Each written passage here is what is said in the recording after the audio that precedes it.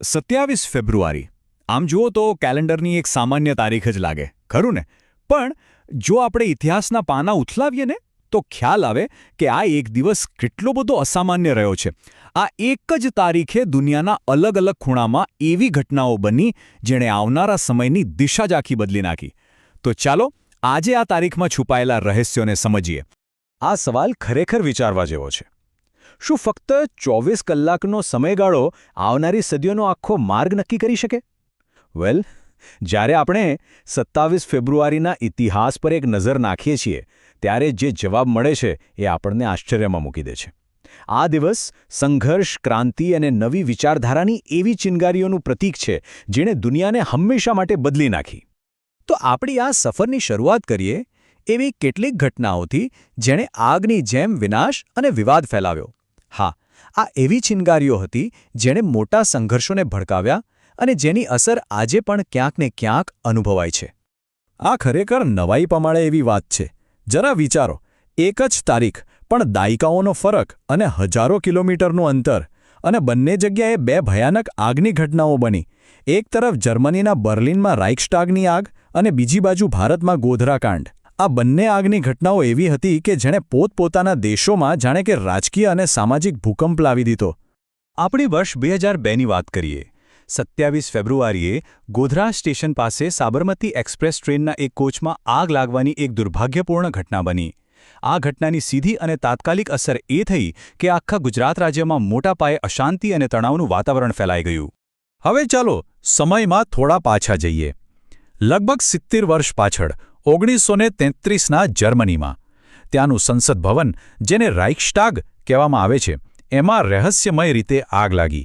Adolf હિટલરે આને એક તક તરીકે જોઈ. એણે આ આગનો ઉપયોગ કરીને એટલા કડક કાયદાઓ લાગુ કર્યા, વિરોધીઓનો અવાજ દબાવી દીધો અને પોતાની સત્તાને એવી રીતે મજબૂત કરી જેની કોઈએ કલ્પના પણ નહોતી કરી. જાણે એક આગે લોકશાહીના પાયા જ હલાવી નાખ્યા. ઓકે, તો આગ અને વિનાશની વાતોથી હવે થોડા આગળ વધીએ અને એ ચિનગારીઓ તરફ વળીએ જેણે કંઈક નવું સર્જન કર્યું. કારણ કે 27 ફેબ્રુઆરી માત્ર વિનાશની જ નહીં પણ નવનિર્માણની પણ સાક્ષી રહી છે. આ એ જ તારીખ છે જ્યારે નવા વિચારો પેદા થયા, આઝાદી માટે લડત લડાઈ અને નવી રાજકીય વિચારધારાઓએ આકાર લીધો. આ તારીખની વિવિધતા તો જુઓ. એક તરફ 27 ફેબ્રુઆરીએ લાલા લાજપત રાય જેવા મહાન નેતાનો જન્મ થાય છે, તો બીજી તરફ ચંદ્રશેખર આઝાદ જેવા મહાન ક્રાંતિકારી દેશ માટે પોતાનો જીવ આપી દે છે. અને આ જ દિવસે ભારતથી હજારો કિલોમીટર દૂર બ્રિટનમાં એક નવી રાજકીય શક્તિ લેબર પાર્ટીનો પાયો નખાય છે. ભારતના સ્વતંત્રતા સંગ્રામમાં આ દિવસનું મહત્વ ખૂબ જ મોટું છે. વર્ષ હતું 1931.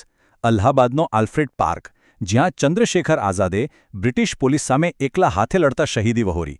અને બીજી તરફ પંજાબ કેસરી તરીકે જાણીતા લાલા લાજપત રાય, જેમનો જન્મ આ દિવસે થયો હતો, એમણે પોતાના વિચારો અને નેતૃત્વથી લાખો લોકોને પ્રેરણા આપી. ચાલો હવે ભારતની બહાર એક નજર કરીએ. બ્રિટનમાં વર્ષ 1900માં આ જ દિવસે લેબર પાર્ટીની સ્થાપના થઈ. આ માત્ર એક ઐતિહાસિક ઘટના નહોતી, પણ એક એવી વિચારધારાનો ઉદય હતો જેણે કામદાર વર્ગના અધિકારો માટે અવાજ ઉઠાવવાનું શરૂ કર્યું. અને કમાલ તો જુઓ, એક સદી કરતાં પણ વધુ સમય પછી આજે પણ તે બ્રિટનની મુખ્ય રાજકીય શક્તિઓમાંની એક છે.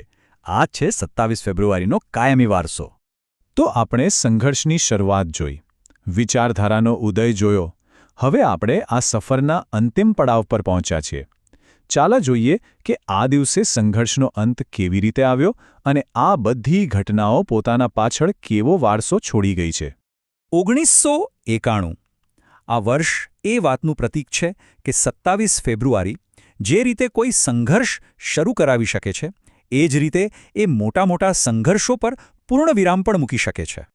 હા, 1991માં આ જ તારીખે પ્રથમ ગલ્ફ યુદ્ધનો સત્તાવાર રીતે અંત આવ્યો. અમેરિકાના નેતૃત્વ હેઠળની સેનાએ ઇરાક વિરુદ્ધ ચાલી રહેલી લશ્કરી કાર્યવાહીની સમાપ્તિની જાહેરાત કરી અને આ સાથે જ એક મોટા આંતરરાષ્ટ્રીય સંઘર્ષ પર પૂર્ણવિરામ મુકાયું.